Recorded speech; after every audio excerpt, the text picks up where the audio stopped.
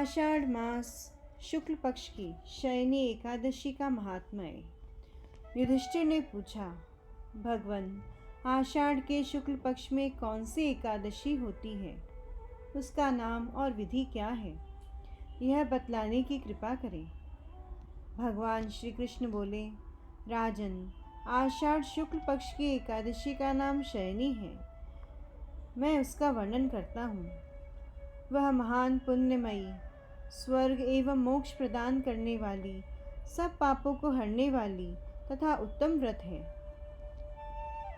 आषाढ़ शुक्ल पक्ष में शयनी एकादशी के दिन जिन्होंने कमल पुष्प से कमल लोचन भगवान विष्णु का पूजन तथा एकादशी का उत्तम व्रत किया है, उन्होंने तीनों लोकों और तीनों सनातन देवताओं का पूजन कर लिया। हरिशयनी एकादशी के दिन मेरा एक स्वरूप राजा बलि के यहाँ रहता है और दूसरा क्षीर सागर में शेषनाग की शैया पर तब तक शयन करता है जब तक आगामी कार्तिक की एकादशी नहीं आ जाती। अतः आषाढ़ शुक्ल पक्ष एकादशी से लेकर कार्तिक शुक्ल पक्ष एकादशी तक मनुष्य को भली भांति धर्म का आचरण करना चाहिए। जो मनुष्य इस व्रत का अनुष्ठान करता है वह परम गति को प्राप्त होता है। इस कारण यत्नपूर्वक इस एकादशी का व्रत करना चाहिए। एकादशी की रात में जागरण करके शंख चक्र और गदा धारण करने वाले भगवान विष्णु की भक्तिपूर्वक पूजा करनी चाहिए। ऐसा करने वाले पुरुष के पुण्य की गणना करने में चतुर्मुखी ब्रह्मा जी भी असमर्थ हैं। राजन, जो इस प्रकार भोग और मोक्ष प्रदान करने वाले सर्व पापहारी एकादशी के उत्तम व्रत का पालन करता है, वह जाति का चांडाल होने पर भी संसार में सदा मेरा प्रिय करने वाला है।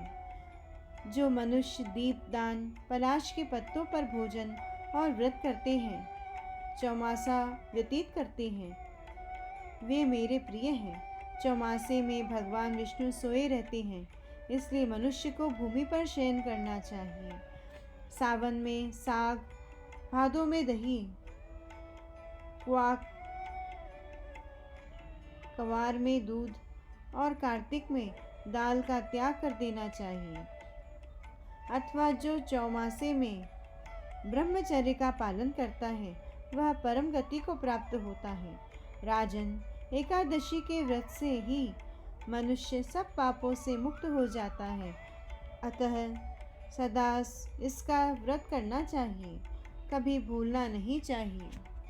शयनी और बोधिनी के बीच में जो श्री कृष्ण पक्ष की एकादशियां होती हैं, गृहस्थ के लिए वे ही व्रत रखने योग्य हैं।